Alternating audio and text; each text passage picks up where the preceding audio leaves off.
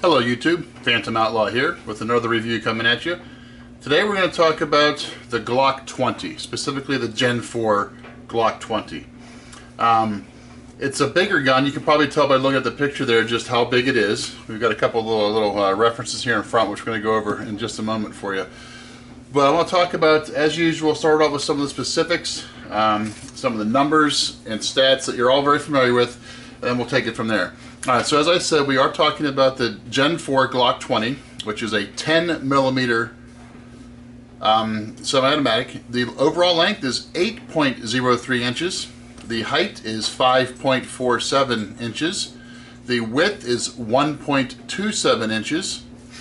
The sight radius is 6.77 inches. The barrel length is 4.6 inches. And the weight empty is 30.71 ounces. That's the empty weight, 30.71. Full, 39.54 ounces. Trigger pull is 5.5 pounds, and the capacity on this is 15 plus 1.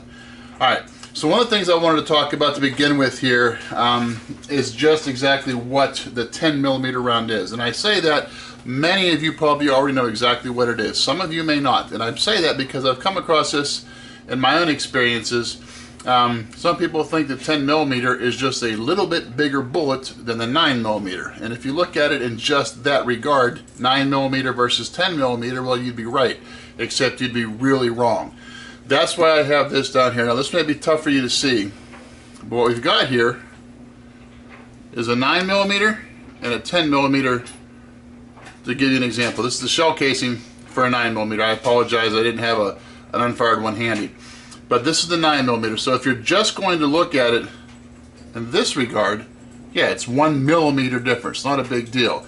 But what I want you to be able to see here is just how much longer the shell is on the 10mm, which is on the left.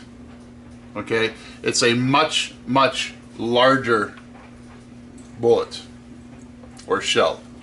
Alright, the reason that that's important is because while it's only 1mm wider, the fact that it's as much longer as it is, it has the ability to hold a lot more powder. It's a much more powerful round, and because of that, it really is, it fits a whole different role, I guess, versus the 9mm. Yes, it still can be a self-defense round. Yes, it can still be an offensive weapon. Yes, as far as trying to compare it to in those regards.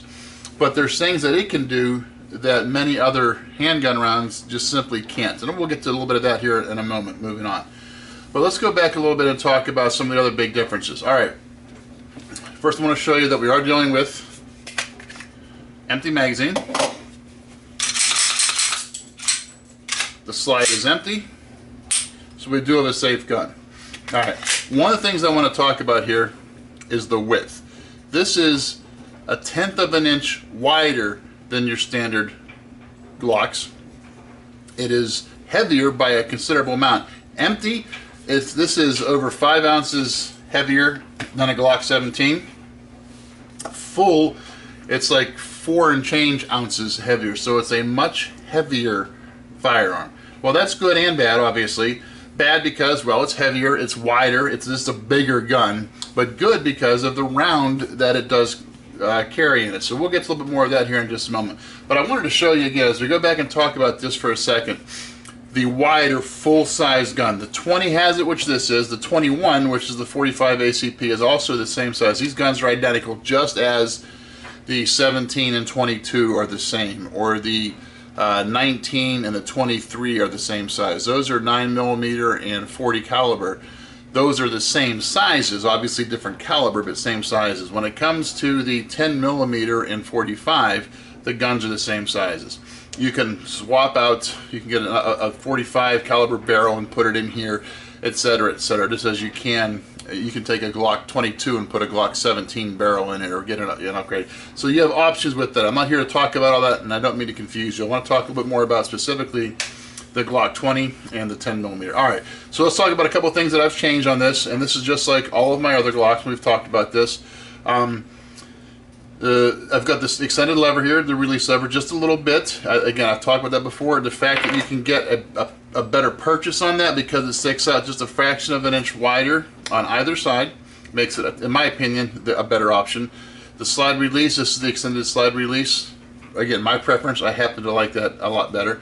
And then you can see I've got the XS Big Dot sights, night sights that I've replaced. You've heard me say time and time again, I do not care for the factory Glock sights. That's just my personal preference. And then the last thing I've got on here, which you've probably already noticed, is the Talon Grips, the rubberized grip. Because this is a bigger grip, in addition to this being a bigger gun, the grip's much bigger. My hands being very medium-sized hands, I don't have big paws like some people out there. I think a lot of you have probably seen some of Hickok 45's videos, and he's got very large hands, very long fingers. His hands can pretty much grip a 4x4, it seems like, and he'd have lots of room to spare there. My hands are probably closer to what most other people's hands are, more of a normal size hand. So for me, because of how big it is, I felt better having the textured, or in this case, the rubberized grip, and I use the Talon Grips. It feels a little bit more comfortable in my hand. Because it is a more powerful gun, you know you're going to get a bit more of a punch or a kick to it. So having a little bit extra purchase on the grip made me feel a bit better. Again, those are just things that I've done. I'm not telling you to go out and do it. I'm telling you the things that I have done.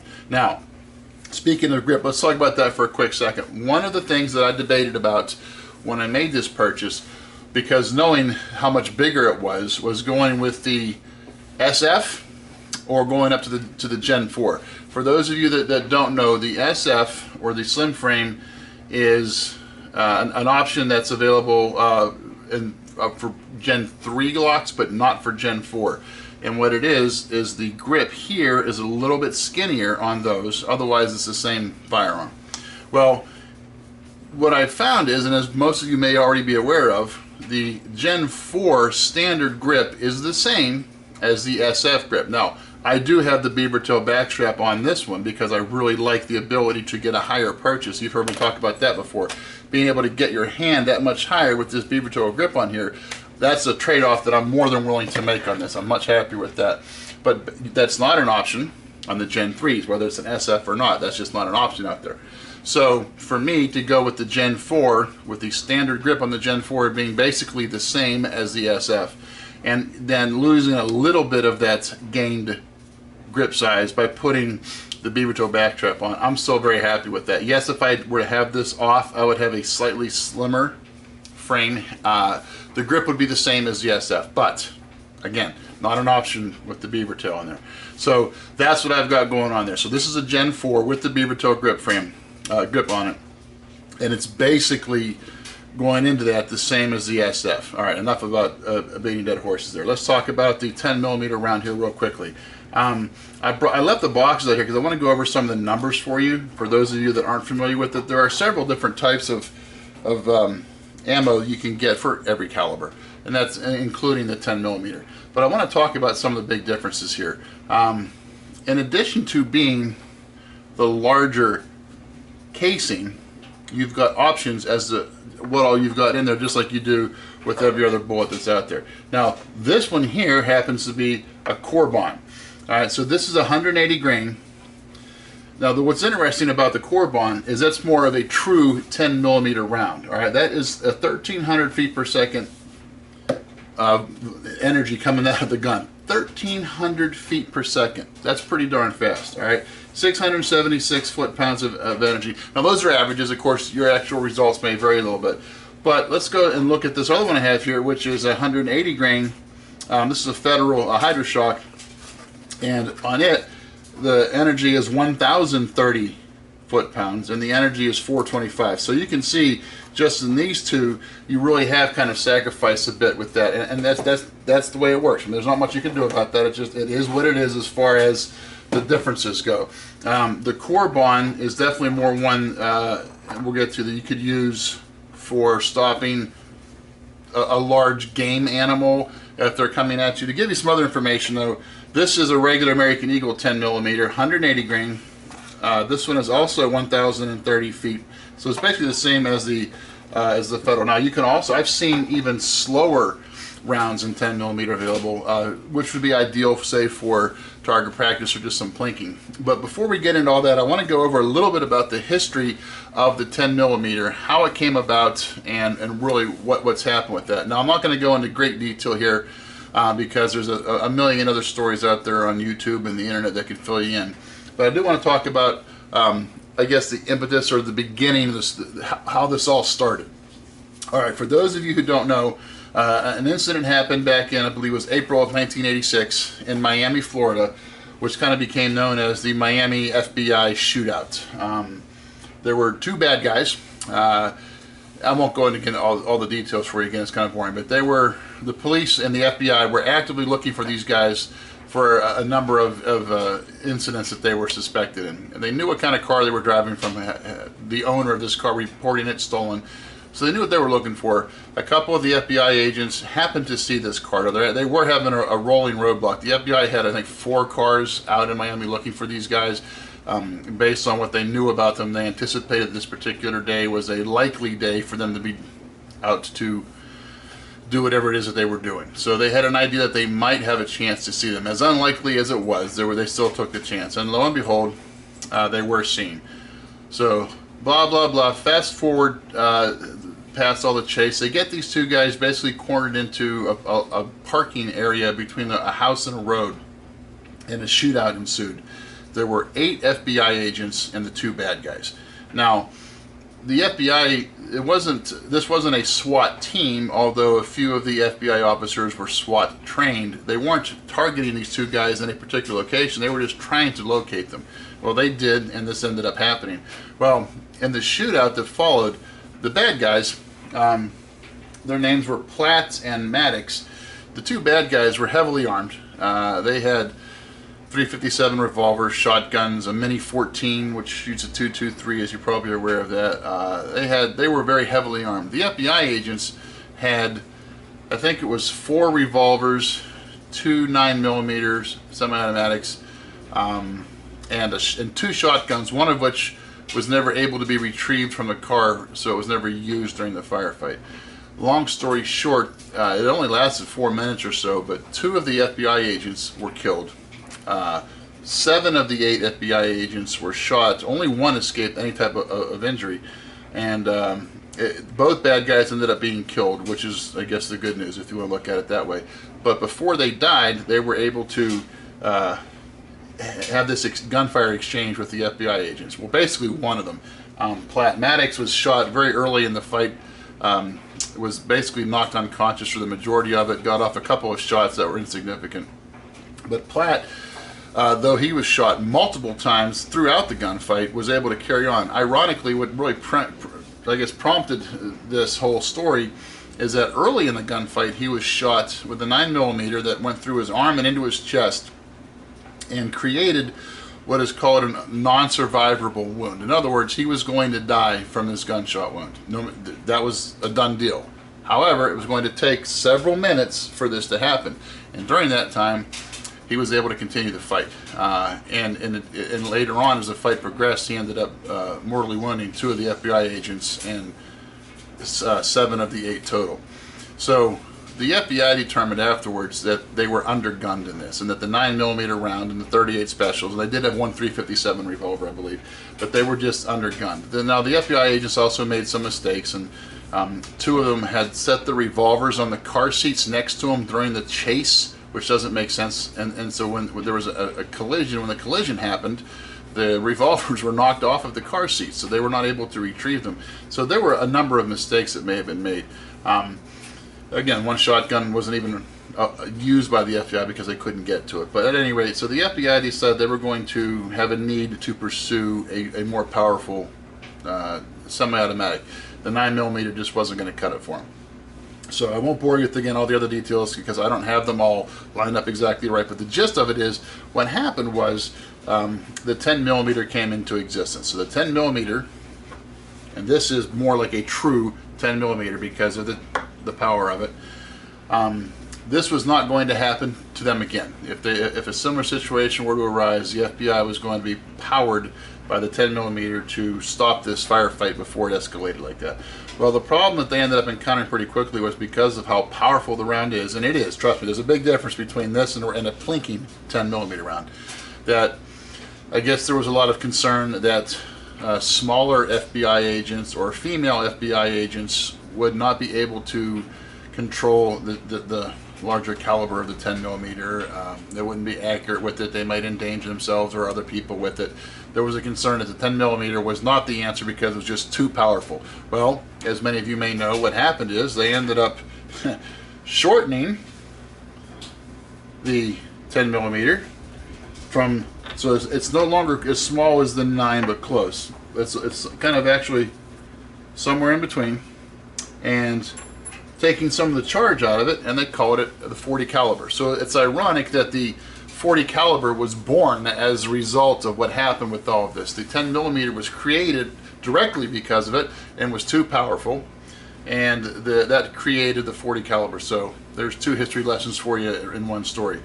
The 10mm was just too much of a gun for the FBI to use with consistency and safety, so they developed the 40 caliber.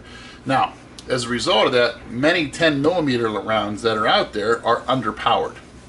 And that's because literally this is a very powerful, the 10mm is a more powerful handgun than the 45. Now, for some of you that's very obvious. Others of you may not have realized that. And as far as Glock goes, and this is just one manufacturer, but as far as Glock goes, this is the most powerful handgun that Glock makes. It's the most powerful semi-automatic round in this regard that anybody makes, except for, well, you've got obviously the 50, you've got the 454 Casal, which is more of a revolver round. So this, and then of course the Smith & Wesson 500, again revolver round. But for semi-automatics, you're looking at one of the, if not the most powerful. This is right near the top of that list. All right, it may not be at the absolute top, but it's real close to it. Now, what also makes this more appealing is because of the velocity. Now, some of you are very familiar with revolvers. We've all heard about 357 Magnums. You've heard about 44 Magnums, Dirty Harry, right? Well, what makes those two particularly appealing is the power of the round. Because of how tall that round is, the amount of charge that it can carry, it's a very powerful round. Now, let's fast forward. We're not looking to blow the arm clean off of a bad guy. I think it's Dirty Harry, I'm paraphrasing, but as Dirty Harry said, that's not what we're talking about here. But what about if you are looking to protect yourself from a boar or a bear or something along those lines? You're out in the woods, you're just taking a nice leisurely hike through the woods, and or maybe your party, you encounter a boar or a bear, something to that effect. You're not hunting for them, although you could be, but you're not hunting for them, you encounter that. Well, you've got your 9mm or your 40 or even your 45 with you, and in defending yourselves as this boar or bear is charging you in the 5 or 6 seconds that you may have to fend off this animal, you shoot it 5, 6, 7, 8 times with that caliber. Ultimately, it may die, but that's a long time down the road. And in the meantime, it can attack you and yours. So the appeal of the 10mm or the 44 Magnum is that those calibers can protect you against that type of a situation. You get a couple hits in, 1 or 2 hits in with these rounds, and you're going to stop that animal.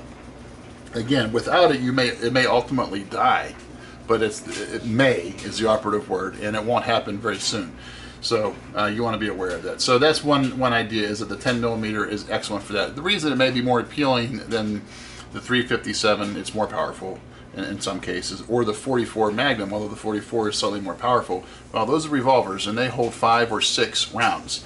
This, as I mentioned before, holds 15, plus 1 in the chamber. So you've got a larger capacity with this. Again, that's the appeal of it. Now, it can also be used for home defense. There's no doubt about that. It's a full-size gun.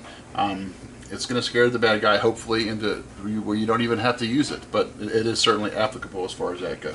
All right, so that's the story behind how the 10mm came into existence, and thus the 40 caliber. So I just wanted to cover some of that basic information to explain the details behind the Glock 20. Now, let's talk a little bit about some pros and cons. All right, well, when we talk about the pros, one of the things we have to start off with is what we just finished talking about, and that is the caliber. The 10mm round is a very powerful caliber. That is a very broad and very basic initial appeal of that gun. As I already mentioned also, another term I'm going to use is the ammo variants. There's a number of different types of rounds out there, as there are for most other handguns.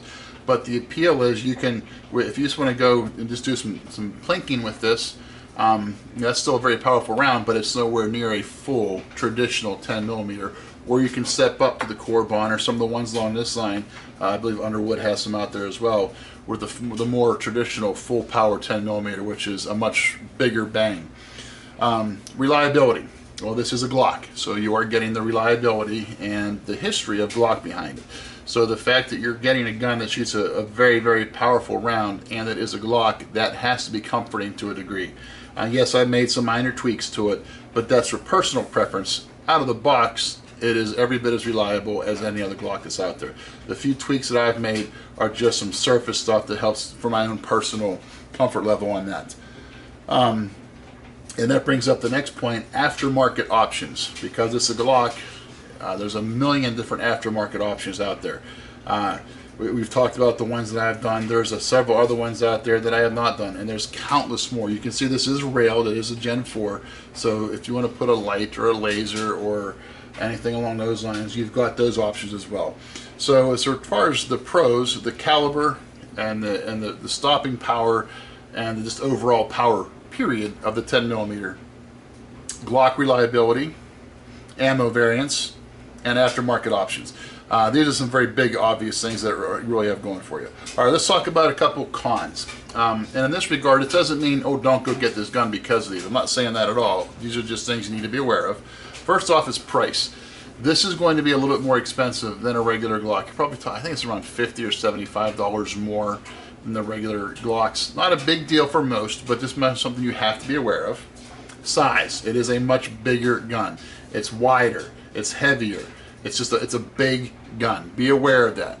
Don't be surprised if you go out and get one of these and it's like, wow, this is really big. Now, there is a Glock 29, which is the smaller version. But again, with the 10mm round and going with a smaller gun, it's really going to amplify that kick. Think about, if you're familiar with the other line of Glock in the 40 caliber, you've got the 22, which is the full-size 40 caliber. Then you drop down to the 23, which is the compact size, which is still a pretty decent gun to shoot. And then 27, which is the subcompact or the baby Glock. Not as much fun to shoot because it's a much smaller gun, a lot more pop. So the same thing's going to happen with the 10mm. If you want to go down to the Glock 29, you're still going to get the 10mm round with a smaller capacity, but you're still going to get the 10mm round, but it's going to be a harder gun to control. So just keep that in mind. And I'm going to bring this up again, ammo variants. Yes, we talked about that as a pro, but I think it'd also be a con. It can confuse people, or if people aren't aware of it and they're used to shooting the plinking rounds, if you will, not realizing that there's a much more substantial round out there, and all of a sudden they end up with one of these in the gun, it may come as a real shock. Now that would apply to any caliber, to be sure, but just be aware that this can work for you and against you at the same time. And then the last thing I'm going to talk about, when we talked about the size, I think I've already mentioned this, but I wanted to bring it up one other quick time here.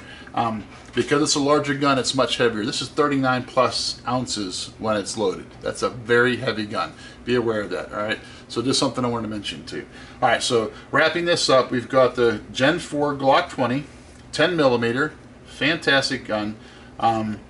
This is something I would recommend if you're going to spend a lot of time in the woods, if you're a hunter, or if you just like to go hiking and you're in an area where there are known to be, sorry about that, battery died again on the camera, but as I was saying, just wrapping up, if you're ever out somewhere in the woods for a hike or hunting, whatever the case may be, and there's a concern of large animals, whether it be boars or bears or cats, or by that I mean cougars or mountain lions, that kind of a thing, and you want to be able to stop them should they attack you without emptying magazine after magazine of bullets, then the Glock 20 is certainly a very viable option for you. If you just want it for home defense, it's a very viable option there too. It's an all-around general purpose good weapon. It's fun to shoot. Just be aware that there are different strengths of bullets. As with most calibers, you've got options out there, but the Glock 20 is something that can be a lot of fun to have, a lot of fun to shoot, a lot of fun to own. All right, so if you've got any questions, please drop me a line. I'll get back to you as quickly as possible. I do appreciate all you subscribers out there. Thank you very much, and have a great day.